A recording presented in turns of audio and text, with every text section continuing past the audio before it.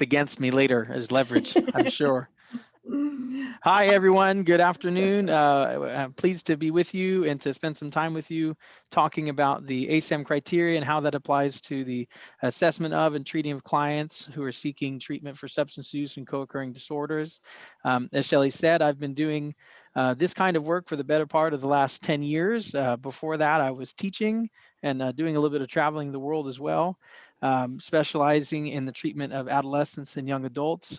Initially with adolescents, I worked a lot with adolescents over the last 10 years, and then coming over to Benchmark was a very natural transition for me as I'm working with the same clients. They're just a couple years older than what I've been used to in the last couple years. So this has been a good 6 month journey for me, and happy to be aboard of the team here at Benchmark. As Shelley said, we're going to have a chat here open. If you feel so inclined, by all means, do or don't add anything to the chat by way of questions or comments, and I can take a look at those at the end of the presentation, and I can address any of them that you folks may have about what we're talking about today. I'm going to go ahead and share my screen. Oh, you've disabled it. Time to make me the host. Sorry, Zoom glitch. If I had $1 for every Zoom glitch I've had over the last 6 months, I'd have a lot of dollars. Shelley, give All me the right, thumb. I am making you the host, so keep an eye out in the waiting room for you as Yep, well. All will right, here do. you go. I have all the power. Very good. You do. Okay. So showing a little bit of the presentation here. So as I said, today is about understanding the ASAM and what it is and isn't, and how that's useful for us in applying to treatment. What I hope we get out of today is to assist everybody in understanding what the ASAM criteria are, where they come from, and how they're useful for treating folks who have substance use and co-occurring disorders. Really what I'd like to spend the bulk of the time with, and this will be spelled out in the presentation, is how these apply to a more practical application through the display of a vignette. We're going to spend a lot of time on a client vignette that I've prepared that will go ahead and see how the dimensions of the ASAM apply to the placing and treating of a client using these criteria.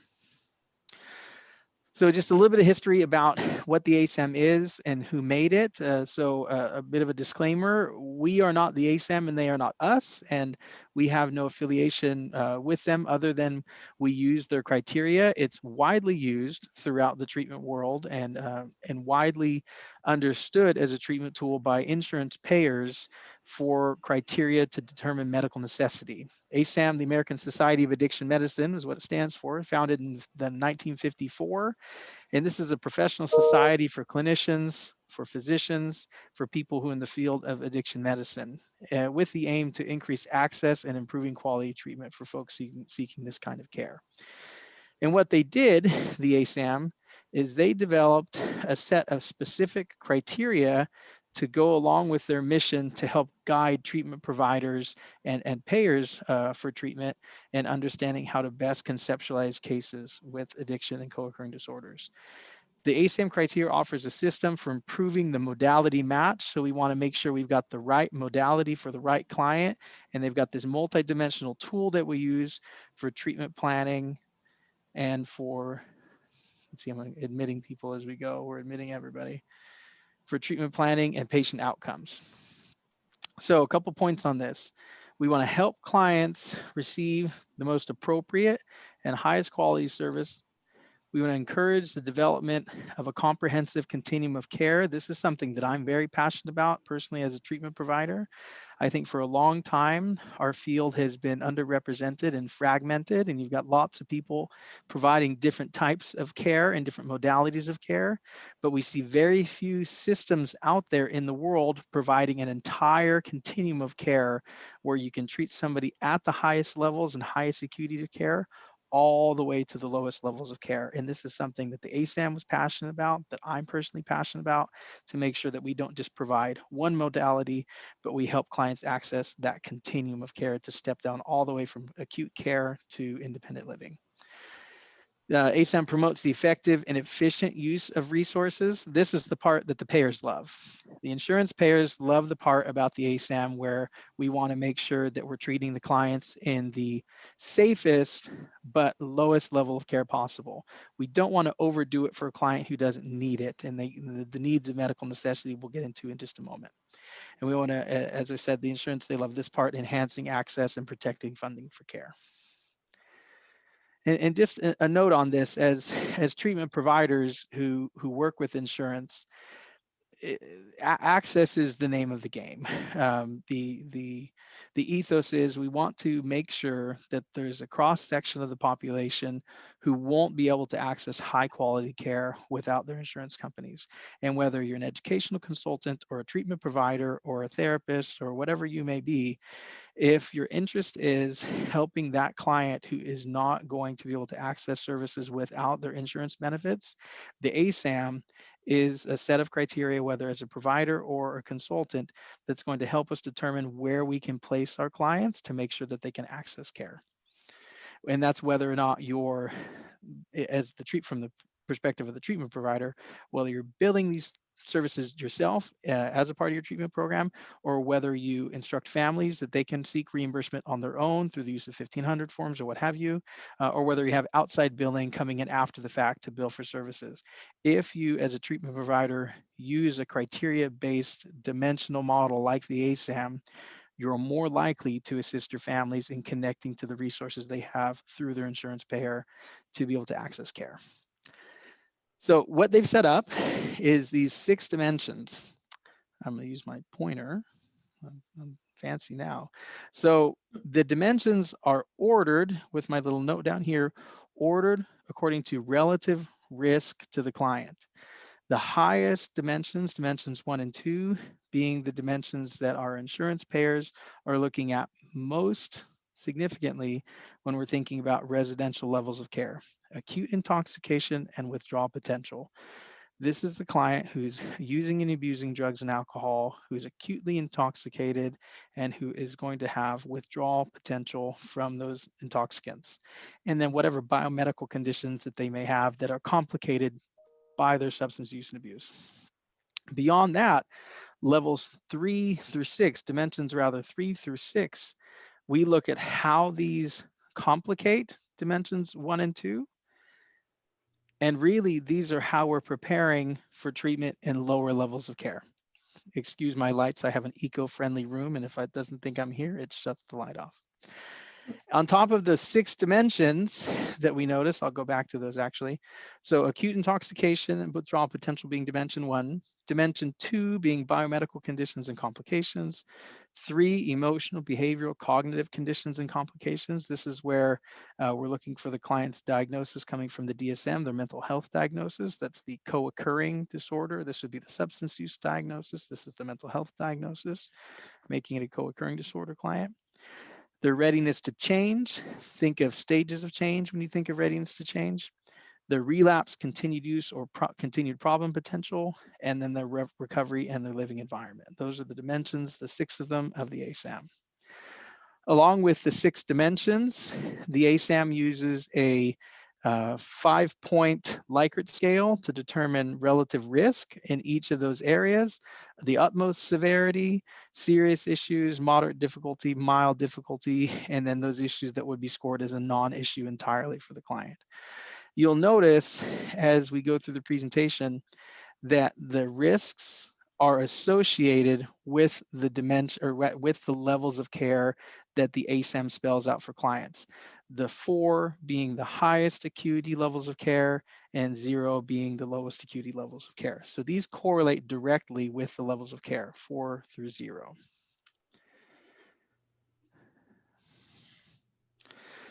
So what's it trying to do? Well, the ASAM, when you're using the ASAM as a screening tool and trying to identify what's the right level of care for a patient, for a client, we want to know what they want and why they want it now. Insurance payers, this is a huge thing for them. They want to know if they're going to pay for treatment, why is this person seeking treatment? And so us as treatment professionals, as those who are screening and admitting clients, into our services. We spend a lot of time in the screening process. What's different if we've done this before? If we've never done this before, then help us understand why now. This can be from the patient themselves. This can be from the family members, from an interventionist working with the client. What is happening that's bringing the client to the table? And this is what we want to look for in establishing the beginning of the process of establishing medical necessity. On top of that, what are the immediate needs and risk in each of the dimensions? The ASAM is a medical model, and so we're looking at reduction of harm. We're looking at reducing the likelihood that a client would incur harm. And so we're looking at risk factors and protective factors and trying to assess on the scores of these dimensions where they fall relative to their risk. And then what diagnoses are we looking at in the clients?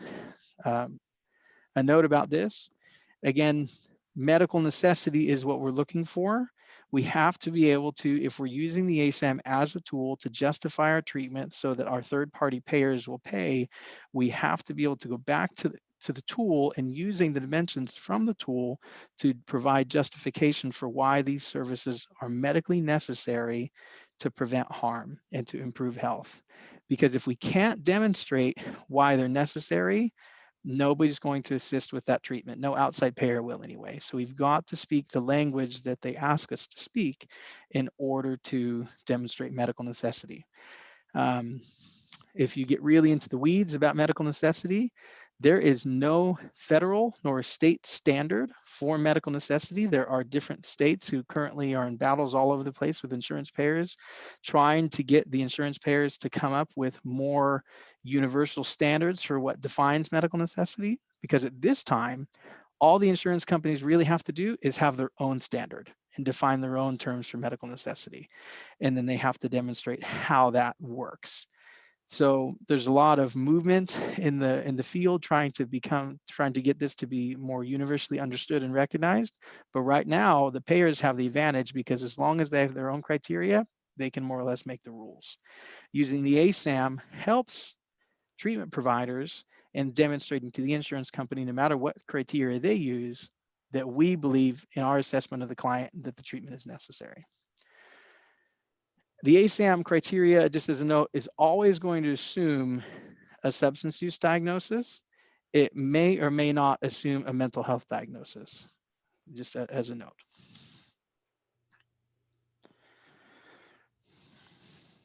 So again, we're looking at immediate needs and danger. When we're in the screening process, you can do this over the phone or you can do this in person. A lot of times, if you wait to do this in person, you're going to jeopardize the organization's ability to ensure that we're placing the client in the right level of care.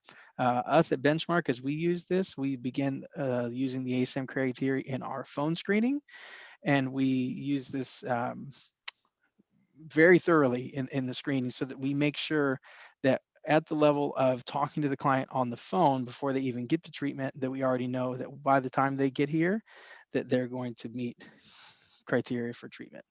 Excuse me while I let a few folks in.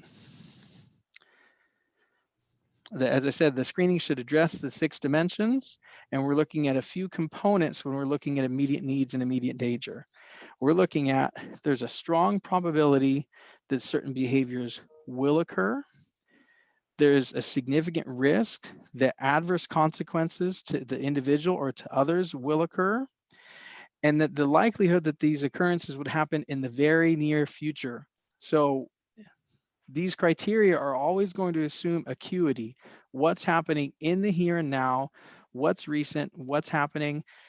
Stuff that's historical, 2 months ago, 3 months ago, certainly 6 months ago, are going to fall outside of the assessment criteria with the ASAM. That's not what we're looking for. It's important. Of course, we all know it's important. If something was happening 3 months ago, we know it's likely to happen again.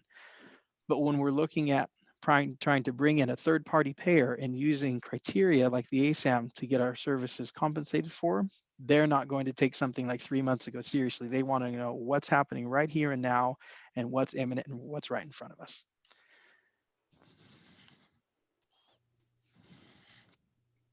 So the ASAM has various levels of care that it recognizes, and not everybody in every system provides every level of care.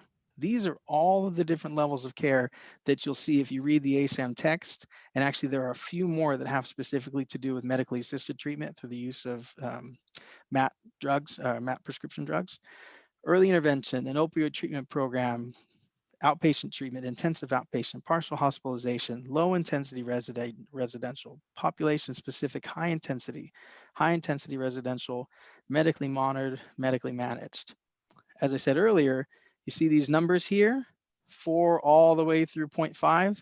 Again, this is going to line up with that Likert scale on severity.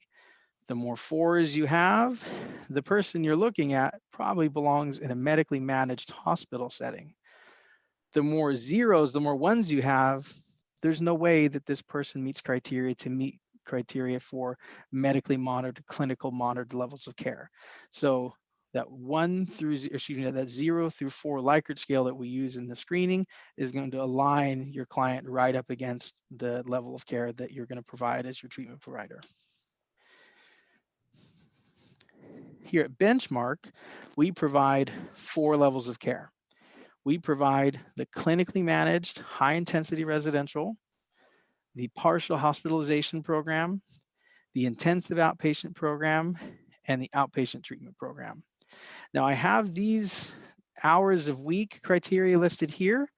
These come directly from the ASAM. And those are important, but what's more important as a treatment provider, from the perspective, at least as a treatment provider, is every single insurance carrier is going to have its own interpretation based on what they think is medically necessary for each of these levels of care. So if you're a treatment provider looking to use these criteria to allow your patients, your clients, to bill for insurance according to the ASAM criteria, you not only have to look and see what ASAM thinks about the level of care criteria that you want to provide and what could be compensated by the insurance, you have to also look at the specific insurance carrier and see what do they think clinically managed residential means as far as the providing of clinical services, meaning how many hours of the day are they sitting in front of somebody with a state license who is a clinician, whether a prepare professional or a therapist or a psychologist, psychiatrist, some kind of state licensed individual. How many hours a day do they require in order to determine that client's in that level of care? Because ASAM thinks it's one thing, but each of your insurance carriers are going to think another. The safest and best bet for treatment providers is to go with the highest standard of who you're working with. So if you're working with Anthem or if you're working with Aetna, whatever the highest standard is as far as hours in the day that your client should be in front of your licensed and your credentialed people, that's what you build your program around in order to make sure all of your clients receive not only the highest quality care, but care that will also be compensated by that third-party payer. Okay, so to make this a little bit more practical, what I want to do is I want to share a little bit about a client, in theory anyway, a client vignette, and then go through the process of what it would look like to screen this client, score the client according to the criteria in the ASAM, and then talk just a little bit about how treatment planning and ongoing services will work for a client. So we're going to use this guy, John. So John is somebody who's been abusing opioids, started using them for pain, and he had a switch from Oxycontin to Percocet some time ago, 8 months ago. Drinks alcohol socially at 16, last drink a couple days ago, uses marijuana occasionally, smokes some cigarettes. Pretty typical young adult in many cases, at least typical for the folks that we see. Somebody with no medical issues, somebody though who knows that he feels sad, low self-worth, losing interest in life and activities they used to love doing, just wants to get high to avoid the feeling of withdrawal. That's a little bit about that opiate right there. Doesn't feel like drug use is that big of a problem for him, but he's very dissatisfied with his life. He's never had treatment before, and he stated that he does not have triggers and cravings, but if he could, he'd use every day. Recently dropped all of his college classes to attend, or excuse me, that he was attending, and lost his job as a server. As you're talking to John, we find out that he's unable to function at work because of his increasing substance use, and he lost his apartment, which makes him crash on the couch with friends. His relationship with the parents is cold. They rarely communicate, except when they're arguing about John's bad choices and the financial problems that he's incurred. So, like many of you who deal with young adults, not untypical to see a young man, young woman who's crashed and burned in this way, right? And as you get to see the criteria, you'll notice I have ordered these. Excuse me. I have ordered these in the order of the ASAM criteria. My brain is just trained to think this way now, but all the way from the first thing listed all the way down, if you had in your head or in your heart what the criteria are and what the order they're in, you'd see that these are ordered according to the ASAM criteria. So this is a little bit about what the substance use for this young man would be if we put it out there on a chart. And those of you who've ever worked in substance use treatment or co-occurring disorder treatment, you know that you want to collect a thorough history, thorough substance use history in this case. Again, we're looking at not just what's historical, but what's happening now. Is there use in the last 6 months? Is there use in the last 30 days? We can always assure you right now, if there's no recent history with substance use, none of our insurance payers are going to pay for our higher levels of care if they're not using in the last 30 days. They're not going to probably pay for the higher levels of care if they're not using in the last week, because they want to see acuity, clinical acuity when it comes to paying for substance use treatment. So what you're going to do as we're proceeding through the screening process using the ASAM is we're going to rate each one of these levels, and we're going to find that there's a severity rating that we can give all the way from none to very severe, as I stated earlier, on each of the dimensions. The first dimension being acute intoxication and withdrawal potential. What's in this person's body right now? And if this person stops all the stuff they're doing, what's going to happen to them right now? And again, the dimensions are ordered by relative risk. If you're familiar enough with substance use to know, you'd know that if you are drinking an abundance of alcohol and you just stop today, or if you're using benzodiazepines, Xanax, Ativan, whatever, and you just stop today, you're going to have life-threatening symptoms. If you're abusing opioids and you just stop today, you're not going to have necessarily that much risk to your life, but you're going to feel terrible. So terrible that you're probably going to go right back to what you were doing before and pick up more drugs. And so we want to know what happens if the person stops. And then we give a rating, none, mild, moderate, severe, or very severe on that scale. So if we think of our friend John, well, he's using pills every day. He's smoking pot occasionally, but he'd do it every day if he could. Last drink a couple days ago. We're looking at a pretty severe person who's severely intoxicated with imminent risk of self to others, the self risk being the self that he's going to hurt if he stops using, and the risk of severe but manageable withdrawal because we could manage that in a clinical setting. Very severe, you're looking at this guy needs to go to a hospital, which some people are abusing drugs or alcohol to the level that they should. Biomedical conditions and complications. So let's say that John's got a primary care doctor, but he hasn't had a physical for 2 years, so we don't really know what's going on with this guy, especially as the drug use has increased. You're not quite sure what happened to the body. 8 months ago, he gets prescribed this Oxycontin for pain because of this old injury, but like we said, now he's switched to Percocets because those became easier to pick up off the street. Doctor suspects and he stops prescribing the narcotic, attempted to refer John to a program. He refused pain management, attempts to get pills from other physicians, and then he resorts to buying Percocets from friends. Reports that he's got sleep problems and that he's often tired. So no glaring medical issues, but there's definitely some cause for concern. Oop, I missed my scale. If we were to score this on the ASAM, we would again find none, mild, moderate, severe, very severe. Where does he fall? In reality, though he's not doing super well, he's probably more like a mild because he doesn't have any serious medical complications we're talking about. Risk of heart disease, we're talking about hepatitis C, HIV/AIDS, things like that. He's got some concerns, but nothing that is going to impact his placement. Thinking of his emotional, behavioral, and cognitive conditions and complications, we know that John's mood is depressed. He expressed feeling hopeless. He doesn't like his life. He's irritable. He stated he's often angry. He experiences frequent nightmares. He's talked about this abuse that he's had as a child, though he's never really spoken about it. But in the screening, all of a sudden, he tells us that this is a thing for him. He reports that he has no thoughts of self-harm or others because we're always going to ask that question. No diagnosis of previous mental illness from before. However, he admittedly says that he's sad and suffers from anxiety, though no formal diagnosis has ever been made. So again, we come back and we give ourselves a rating. What's going on with this guy? And is he going to be none, mild, moderate, severe, very severe? Okay, I see now that I've messed up my scales, excuse me. So these are going to be, this is actually for my biomedical complications, so you're going to have to excuse my slides. But nonetheless, you're going to give the client a rating according to these mental health conditions that he's talking about. Readiness to change. So when we're looking at readiness to change, we're going to think of the stages of change. We'll bring those up on the slide in a second.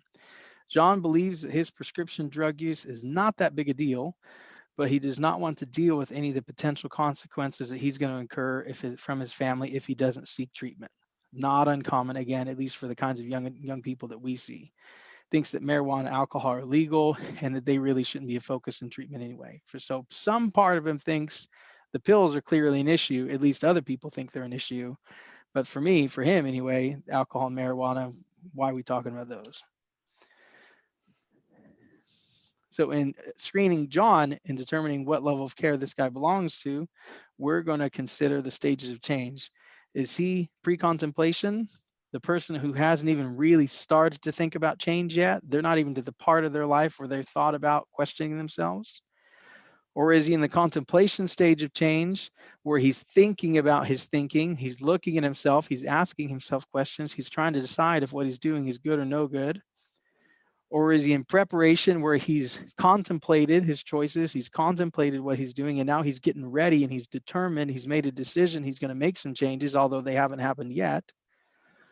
Or is he in the action stage of change where he is in the physical process of making a change and doing things different in his life? Is he actually making changes? Or is he to the part of his life where he has made the changes because he thought about them, that he was ready to do it, and now he's doing it, and now he's just in his patterned routine of maintaining those changes?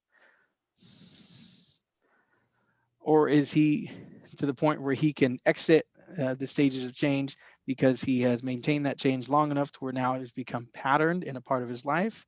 Or in the case of many folks, has he come back and relapsed, and as some do, start the process all over again? If I'm going to look at John, I'm going to think of John as a person in the contemplation stage of change, because John is at the very least understanding the problem that other people think he's got a problem. He's at least thinking about it. In other areas of his life, as it said a moment ago, alcohol, marijuana, not that big a deal. Why are we talking about this? So probably in pre-contemplation for part of his substance use, and definitely in contemplation for other pieces. A note about the ASAM criteria, that if you really dive into the text, the insurance payers, and definitely in the ASAM criteria, if they see a client who's too far into pre-contemplation where they have no insight into the clinical severity of what they're doing, they won't approve higher levels of care for that client if they go strictly by the criteria. Because what they see is, why are we going to send a person to residential treatment who doesn't even consider what they're doing to be an issue if they're in the pre-contemplation stage of change? They're not even thinking about this. They'll often refer the client. They won't often refer the client until they're in at least the contemplation. They've got to at least be thinking about themselves of having a problem. So in the screening process, we want to make sure that we have skillful clinicians who are doing our screening, because the longer you talk to people, and if you're trained in motivational interviewing, and if you're trained to really suss out the differences in different people's opinions about themselves, you'll often be able to get to the point with a person where that contemplative part of them comes out. Now, if you aren't well trained with adolescents and young adults, and you don't necessarily know how to talk to them well, you're going to get a lot of people who can't see themselves, because that's just what we know about adolescents and young adults. They have a struggle to see themselves, and they have to struggle to look at themselves and ask themselves if what they're doing is right. But the longer you spend with them and the better relationship you have with them and the more skillful you are, you'll come to find out that when you cut through all the layers, they actually think about themselves all the time, and are probably more often in this stage of change than we know, even though at first it might seem like they're here. So it's important to spend time here in your screening so that we come to understand what the parts of themselves are that they are looking at that show us, hey, this person is actually thinking about change. So that in your clinical documentation, you can note that as well. So if we're going to look at John, we're going to say, okay, well, where is this guy, on the stages of change? Willing to enter treatment, but with ambivalence, reluctant for treatment, low commitment. What is he? To me, this is a guy who's in this reluctant to agree to treatment on some parts of himself, and on other parts of himself, he's unaware of the need to change. And the great thing about tools like the ASAM is at the end of the day, all that it really requires is that you as a clinician, you can make your determination whether they're moderate or severe, and you've just got to justify it and weigh out using clinical thinking and clinical expertise, where do they ultimately fall. If I were screening John with the information I have right here, I would probably put him right here, because at least the part that's most severe that we're most worried about, the opiates, he's at least there on the opiates. Okay, regarding dimension 5, relapse, continued use, or continued problem potential. So talking to John, he does not understand what it means to have a craving or a trigger. That's not familiar vernacular to him. When asked about drug use, he stated it was daily and added that using marijuana and alcohol pretty much always sound good. So even though he's not using them all the time, daily, like he is the opioids, it sounds like if he could, he would. His withdrawal symptoms became very severe when he couldn't access prescription pills the last time that happened. So we know he's using to the degree that he is going to enter withdrawal. And for anybody who's familiar with people who abuse opiates, that is the number one predictor of opiate relapse, is their ability to manage their own withdrawal symptoms. Because 9 times out of 10, if they don't have the ability to manage withdrawal, they're going to relapse. He doesn't think he's going to relapse or continue to use once he's done with treatment, and he's not interested in maybe than a month. I mean, how many adolescents have you talked to who think, okay, I'm going to get right out of here and it'll be perfect? Or how many young adults have you talked to and agree to treatment and they think, oh, I'm just going to do a month of this or a couple of months of this and then I'll be fine? This is something, this fourth point here, that's going to actually increase a person's severity rating on the ASAM, because it's telling us that he's clueless, that he does not have good insight to himself. He doesn't have good insight to the patterns that we know exist with people who've used and abused drugs and alcohol, that it's going to be hard to stay clean. It's going to be hard to prevent relapse. This isn't going to be a walk in the park. This is not something that just changes overnight. So even though he thinks he's going to be fine in a month, this is going to tell me that I'm going to rank this guy higher on relapse potential because he lacks awareness, he lacks insight. So we're going to give a rating, again, same thing, 0 through 4. And to me, I'm going to give this guy a 3 or a 4, depending on who the person actually is sitting in front of me. Of course, this is just a vignette that we're making up just for the purposes of the presentation. But I'm thinking this guy has little to no recognition of the risk for relapse, and he's got poor skills to prevent the relapse in the first place. And then we could definitely, some might argue that there are no coping skills for relapse or addiction problems, and that depending on the behavior he's talking about, he could be placing himself or others in severe danger. This is your person, the severe danger. This is your person who, is heavily drinking, heavily mixing drugs, polysubstance use, where we're going to see an overdose or something of that nature, and their drug use is so out of control that we're going to have a medical issue here. Again, the fourth severity rating being more medically monitored and managed when they get to that level of care, or that level of severity rather. Dimension 6, a little bit about John in Dimension 6. So none of this guy's peers support abstinence. They all seem to be into it. His old apartment had 5 guys living there, so says John. Each of the roommates drank, smoked marijuana, used his pills. The parents want him to stop using drugs and alcohol. They don't want to come home from treatment, and they'd like to see him get out on his own. So he's got parents who want good things for him. He's currently unemployed, lost the restaurant job we learned earlier, lacks desire to re-enroll in school that he just dropped out of because everything's online, because who knows when COVID's going to be over.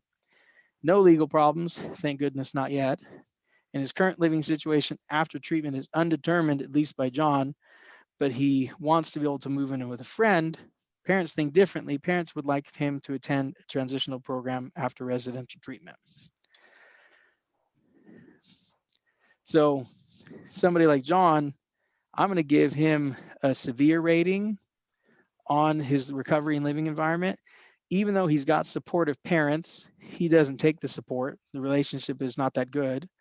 And even though he's got people around him, friends, peers, all that kind of stuff, the peers he's got are negative peers. They're not the kind of peers who are going to support his recovery process. So even with clinical support, he's going to have difficulty participating in the treatment process. So all told, what one would do is you would have conducted your screening looking at each of these dimensions, and you're going to see, where does my client fall? If you found that when you looked through your client, you ranked everything in this very severe category, if that was your judgment, we're not even going to think about this client for anything except a medically managed level of care where he's working very closely with a team of physicians and doctors, because this is a person who is going to die of an overdose, who's going to hurt themselves or others in dimension 3, who's got unmanaged biomedical or medical conditions. And so this is your hospital type client right here. Your residential type client in levels 3.1 through 3.7, if you happen to recall what I showed you earlier on the levels of care, is going to be here in the 3s, in your severes. Your outpatient levels of care are here, either intensive outpatient or partial hospitalization, 1s and 2s. Every client, of course, is different, and you're going to have a mix. You're going to have a mix of maybe they're mild over here, but they're very severe over here. Or they're moderate here, but they're severe here. And you're going to see how it tallies up. In the ASAM, if you were someone who is interested in either applying this to your program or just getting general knowledge and education, there is a very, very specific matrix that will tell you, it's an algorithm that ASAM suggests, if they're severe in certain dimensions, what to do and where to place them, depending on if it's severe in 1, 2, and 3, then but moderate in 4, 5, and 6, but maybe it's just mild in 6, I don't know, then it'll suggest a dimension. So it's a very complicated algorithm, but it's right there in front of you. And again, in terms of justifying treatment back to insurance payers, you can use that algorithm from the matrix from the ASAM manual to demonstrate your insistence that the client meets medical necessity. Okay, so all told, let's say we determine that John, based on the number of severe ratings that he had, is going to qualify for a residential level of care. So what we need to do in the service planning now is we need to identify in the assessment which of those assessed areas are going to be treatment priorities. We're going to choose a target and focus on the specific dimensions that are priorities, and we're going to determine what services are needed in each of those dimensions. So if you're really going to buy into the concept of the ASAM, your treatment planning essentially gets bundled around each of those dimensions. So, and you're going to see in a moment how I do this. You have a treatment planning area for dimensions 1 through 6 for your client who you're treating for co-occurring disorders. And you're going to ask yourself in your treatment planning, based on your assessment, what needs came up, and then how do I then plan interventions and individual services to address all the issues from the assessment in each dimension. What dose or intensity is needed, and dose meaning the level of care. Where can these services be provided? Again, we're thinking level of care. Is this inpatient only? Is this residential only? Is this outpatient? Is that going to be okay for this client?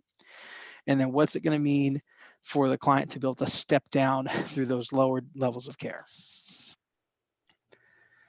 So if I were going to do a treatment plan based on the ASAM, considering all the ASAM dimensions, I'm going to take my information that I know about John, and I'm going to plan each of these treatment planning areas according to the severity and the dimensions.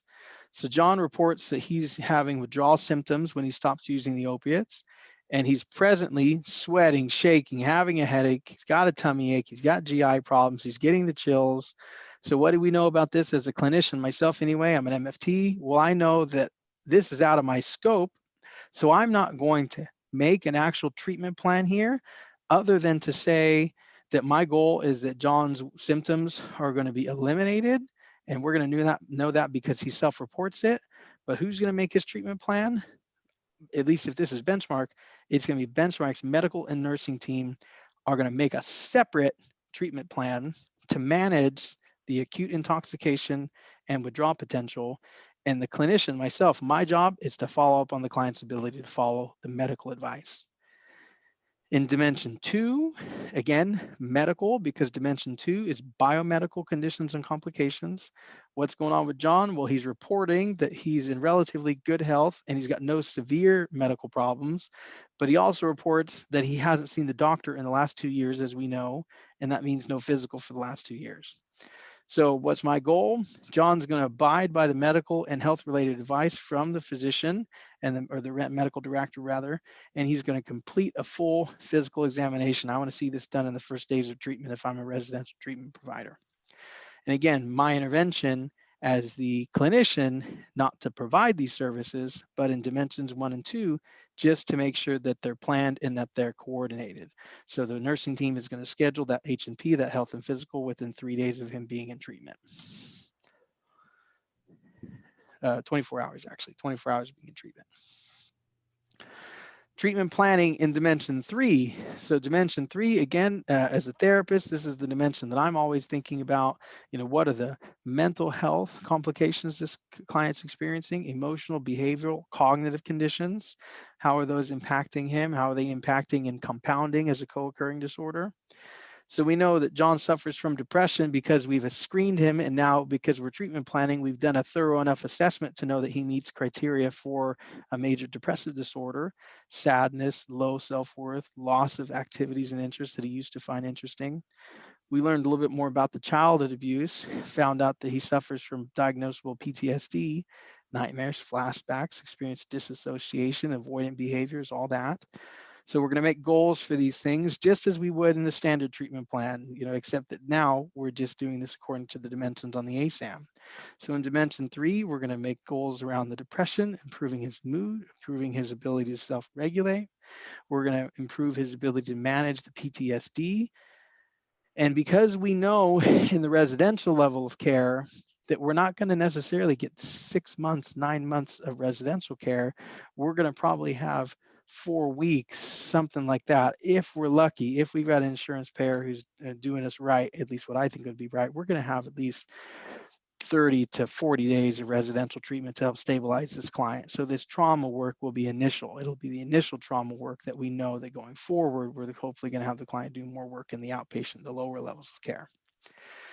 The therapist as an intervention is going to use psychoeducation to help the client in the development of DBT skills to stabilize and reduce the depression. They're going to use trauma-focused CBT to help reduce the PTSD symptoms. And then we're going to prepare a referral for the client to receive EMDR and outpatient for the trauma. Dimension 4, we're working on that stage of change dimension. How are we going to help this client improve motivation? How are we going to help him go from external motivation to internal motivation? Right now, we know that the client he came here because he was highly leveraged by outside individuals, and we want to help him eliminate his drug use and PTSD-related symptoms, improve his own health, but we want this to come from him. We want it to come from himself. The therapist and case manager use individual motivational interviewing, recovery coaching. Case manager is going to help the client get connected to outside resources, 12-step wellness related communities, et cetera, whatever it is to help that 4th dimension, the motivation to change. Dimension 5, we're working on the feelings of wanting to use. We're working on triggers and cravings, that the fact that John has no relapse prevention skills that he reports anyway. We want as a goal for John to understand the principles of recovery. We want him to know what triggers are. We want to know what relapse drift is. We want to know if he's got a relapse prevention plan. We want this to come from him. Again, we're thinking at the residential level of care, something like 4 weeks, this could happen. And then we'll formulate interventions around that, individual and group counseling sessions to coach on recovery principles. We're going to develop a relapse prevention plan. We're going to assign daily meditation. We're going to use the matrix model to help educate the client on the relapse process and about the recovery principles we want him to know about. Dimension 6, that's our recovery and living environment. We know that John's dropped out of school. We know that he doesn't have a good peer group. We know that John does not have any legal problems, but that he's engaging in behaviors that could get him legal problems because he's buying pills from friends, so that there's a strong likelihood that we can incur some issues in Dimension 6. And we know that he's got supportive family who at least want good for him, but the relationship, it seems like it's gone cold and distant because nobody's happy with anybody else. So we're going to develop goals here too, develop college enrollment plans. We're going to improve his ability to engage in healthy communication with the family and improve those attachments. And then we'll make interventions to match. And so kind of blowing through that whole treatment plan there is, there are a million ways to make a treatment plan. There are all sorts of clinical guidelines and symptoms and ways that any number of us have been advised on how to make a treatment plan. But what we do here is we use the dimensions of the ASAM and assess for the problems in each of the areas and then create the treatment plan accordingly, so that when we have to demonstrate back to that payer who wants to know, is what you're doing there in treatment medically necessary to help this client in the level of that care they're in, we can use everything from the screening to the treatment plan to the, click here, to the clinical documentation that you do in every single session. It's going to always track back to the client's progress or lack thereof in improving those areas that were assessed as being needful in that ASAM screening. So this would be a sample note. If I, as a clinician, had done a session and had completed that session with the client, I won't belabor you with the entire session here, but if you want to peruse it, you can. Down here at the bottom, I'm going to talk about, in the response portion of my note, how is the client doing in each of the relevant areas of his or her treatment on the dimensions of the ASAM. So client is making overall progress towards problems related to dimension 3. How do we know it? Well, as evidenced by his ability to identify and improve his mood. Small to moderate amounts of progress in dimension 4, as evidenced by continued lack of internal motivation to achieve recovery. Client made no to little progress, excuse my typo, in dimension 5 because he's admitting the high likelihood of relapse potential, and he lacks a relapse potential prevention plan. So I am citing my treatment plan and the lack of progress or progress towards the treatment planning areas in my note every single time, so that when my utilization review department, or when I'm sending this off to the insurance company, or if a family after the fact is going to submit to an insurance company to have their the services reimbursed retroactively, they're going to look at that clinical documentation and they'll see, oh, okay, they had a plan that was linked to specific criteria. The specific criteria determined that the services were medically necessary, and therefore, yes, we, the insurance company, will pay for that. If you're untethered to these criteria and you do treatment out of your own good heart and your program is great, but you can't demonstrate through the criteria that the services are medically necessary, no third-party payer is going to look at you. They're going to just say, well, looks like you did good there, but it wasn't necessary. It could have been done in a lower level of care. So you're always looking to please that master, so to speak, of demonstrating what are the criteria, how were they met, and why were they necessary? What were the imminent needs and risks that we were trying to reduce? Regularly throughout your program, as you're seeking to get continued authorization either in your residential or any of your lower levels of care, you're going to have to justify why the client continues to stay or should continue to stay in your level of care, why they should transfer perhaps to a lower or a higher level of care, or any discharge recommendations that you have. So this comes straight from the ASAM, from the model. You're going to have a couple options. Yes, we think the client has made sufficient progress during the treatment episode to justify going to a lower level of care, because they've established and reached the goals in her treatment plan, thus resolving the problems that justify admission to the present level of care. So that's the yes. We've done what we said we came here to do. We needed to treat them in this level of care because it was medically necessary, and they can go to a lower level of care. They can receive, and all that means is they can receive less clinical services in a day. They don't need 24-hour clinical monitoring. They don't need to have 6 hours of that clinical monitoring right in front of a therapist or case manager. They can have some lower level of care paraprofessionals working with them now. Or no, we think they haven't, we think they haven't met what they said they came here to do, and therefore we're recommending continued stay. And there could be various reasons for that, that they've made progress, but they need more time in order to reach the full amount of progress, that the new problems have come up, and so we need to treat at this level of care because of new problems, or they're making progress, but they haven't yet established the goals in the treatment plan. Or we're transferring or discharge recommended because they're not doing well. They're unable to resolve the problems, so that we did our best effort, but they can't fix it here. Nothing's going to work here. So we're going to transfer or discharge anyway. Or they're demonstrating a lack of capacity. Maybe this was the wrong modality. Maybe they don't have capacity as a client to get better here. So we're going to transfer them to a different program. Or they've experienced an intensification of their problem or new problems and needs a more intense level of care. And then here again are your level of care recommendations: outpatient, intensive outpatient, partial hospitalization, clinically managed high intensity residential, if you're looking at least what benchmark provides, and then there's all the other ones that ASAM indicates. So that is the tornado version of the ASAM criteria, what it is, where it comes from, how more or less it can be used in the screening, the treatment planning, and clinical process. Again, the idea being is, as a program, you can create your whole program around this to ensure that more people have access to your program through the use of their insurance benefits, or you can use this as a way to guide the way that you document your services, so that if your families are going to try and seek reimbursement after the fact, so that their insurance will come in after the fact and reimburse what care they received, it's tethered to some criteria that can educate the insurance company as to what was happening when they were being treated with you. So there's a lot of different ways to incorporate this into your model, and these are just some of the tenets of the ASAM. So I'm going to close my presentation here, and I'm going to, let's see, stop my screen share. All right. And go to the questions. Shelley, do I have a minute to go to questions? Yes, you do. Let's go ahead and get those handled. So, okay. Go ahead.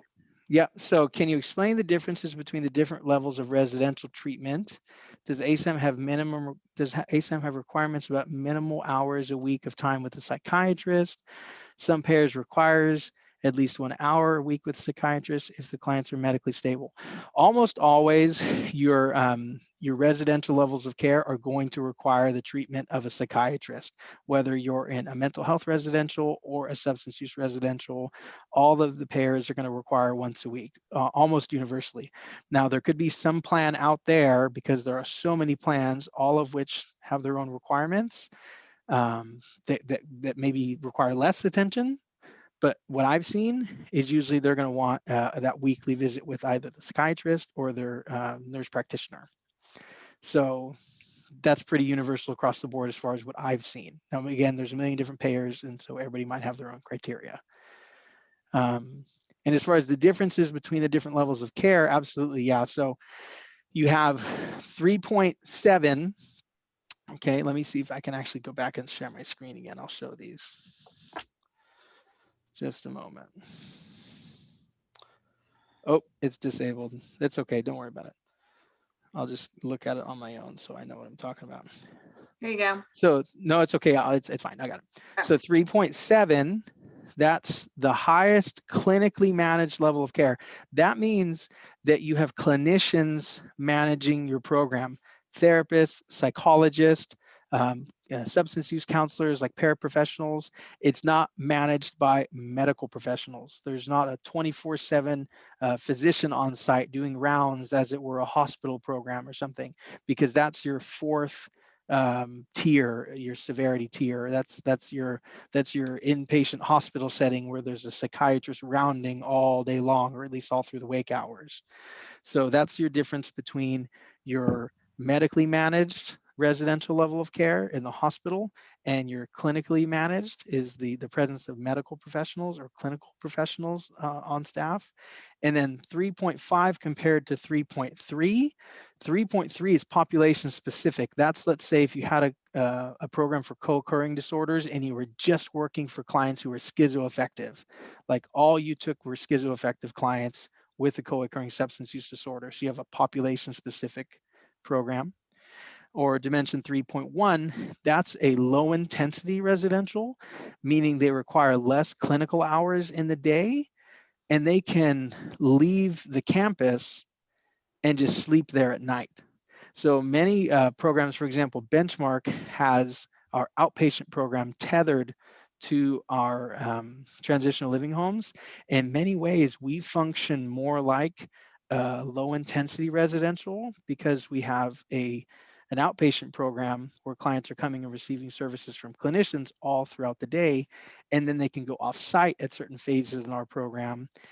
So even though the insurance compensates our clinical services for PHP, partial hospitalization, and intensive outpatient when we're on site, it functions a little bit more like low intensity residential because they're still working with us in a 24-hour sense because they stay in our transitional living home. So again, these models, it's not like they were written on stone tablets by Moses or something. These are just suggestions. But again, the insurance companies in many ways have gravitated onto these. So that's a little bit about the difference. I hope that made some sense.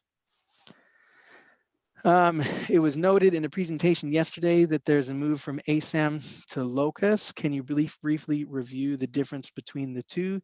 Yeah, so Locus is going to focus strictly on mental health in many ways, and it's not one that I'm personally very familiar with. There's one that I am more familiar with that's for a mental health set of criteria called the LOCAT that was developed by Aetna. So Aetna does the LOCAT and it's proprietary to them. So there are many sets of criteria. And again, this is back to my point about there being no common universal standard other than we have to determine medical necessity and there got to be some rules. And then what happens is the LOCAT or the LOCUS or the ASAM, they come around and they make all these rules and it's good, it's objective. We can grab onto some criteria here, but it's not as though they're all universal. So I don't have a ton of personal knowledge about locus, other than it is to say that that's another set of criteria more focused on your mental health. Whereas ASAM is always going to assume the presence of a substance use disorder with a co-occurring mental health disorder. And do I have a handout or provide your slides? Oh yeah, that's fine. I'm happy. Shelly can do that for me. Yes, we will post it. We'll send out a follow-up and we'll post it on the NatSap site. And I'll also gather your information and I'll send that out to anybody that wants that. Yep. Okay, so that was all the questions in the chat. I don't know if it's commonplace in these presentations for people to unmute themselves and ask questions in person, but I'm happy to take any of those. I don't know who's setting the rules here. Yeah, we're happy to. Yeah, Karen. Hi, Karen. Hi, how are you? I'm very well. Thank you for being here.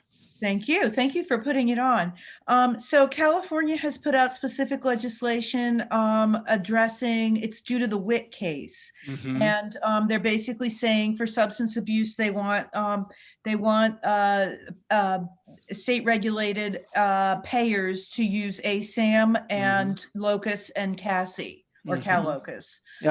For mental health, right. Locus and Cassie for mental health. Cassie is for children, mm-hmm. and for substance abuse, ASAM. Right. And so I'm wondering if you've experienced any of that, if you guys do appeals, etc., and have you seen that they are starting to use it, or is it too soon to say? I am seeing that it's too soon, but I am hoping that they will. Yeah, so I do doc-to-doc appeals on a regular basis mm-hmm. here within our clinic, and you know it's about 75-25 on whether or not they're going to win or I'm going to win. usually they're going to win 75% of the time, is my experience on the appeal. Because, for example, I had an appeal the other day with Aetna, or excuse me, with Anthem. And Anthem was pretty much telling me that they were going to give 2 weeks, pretty much as a standard. They're going to give 2 weeks.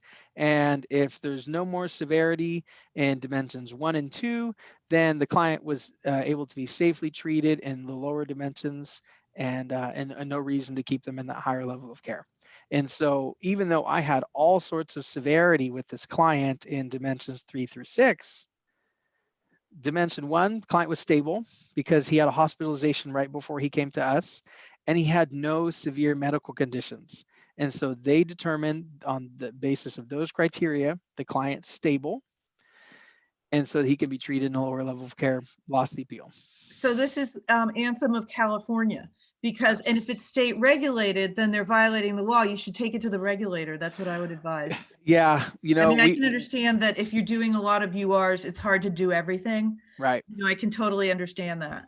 Oh, no, and believe me, it drives me crazy, because here I have this kid, just, I mean, the kid is so over medicated from the previous program that he came to right before us, coming out of a hospital, that he can hardly absorb anything we're doing in that first week. And so our psychiatrist is going to titrate him down off these medications, trying to explain to the insurance payer, hey, we really want more time, because we can't do a thorough assessment of any of these dimensions because he's so over medicated out of the hospital.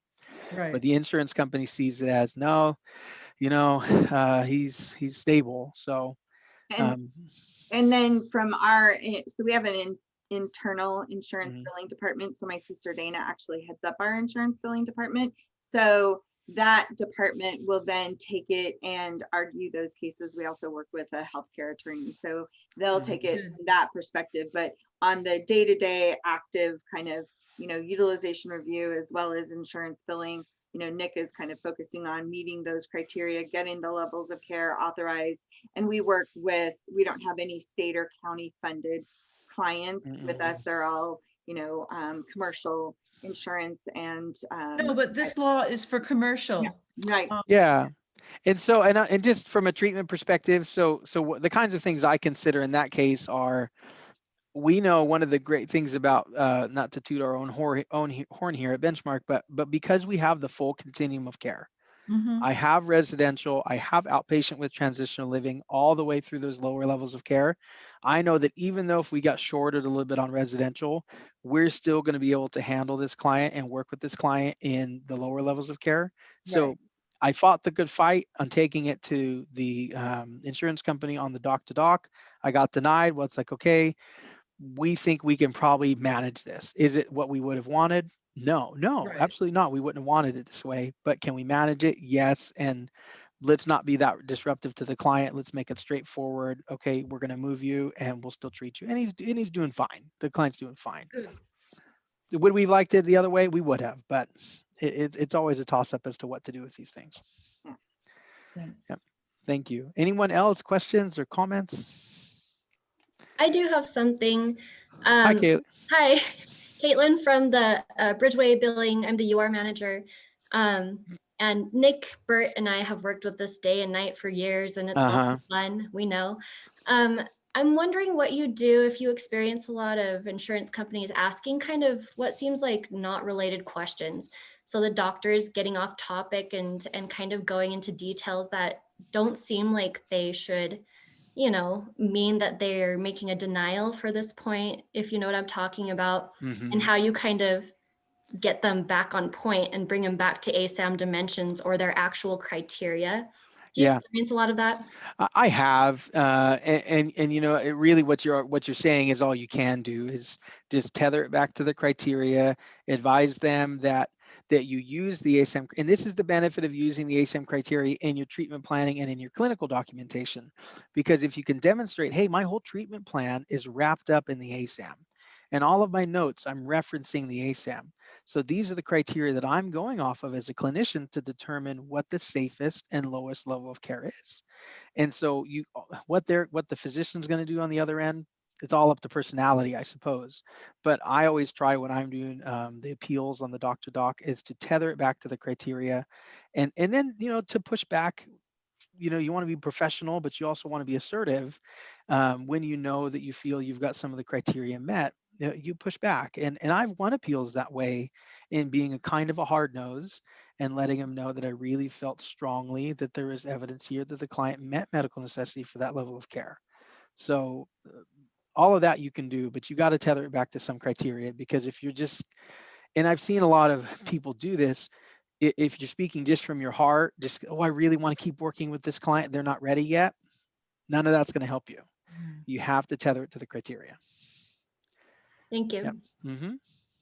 Hey, just a thought, Nick. I've also found that for programs that are doing outcome research, we found that as we refer to the PHQ-9 or the YLQ scores and where they're at, if they're still in this clinical range, then that has helped us to win doc-to-doc reviews as well. Absolutely, yeah. The HUDAS, the PHQ-9, I'm familiar with those. If you use those to enhance your Dimension 3, you can absolutely get more enhancement on your criteria. No, 100%.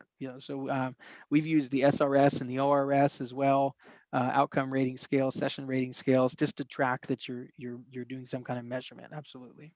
Yeah, and with NATSAP, we're also participating in the young adult review. So we're part of that whole NATSAP kind of longitudinal study with the NATSAP outcomes through the OQ45, and participating through that with NATSAP and Petrie Consulting. Yeah, but Brent, I get what you're saying about the HUDAS and about PHQ-9, as far as, this is a clinical scale in your sessions where you're tracking depression, anxiety. Those absolutely help.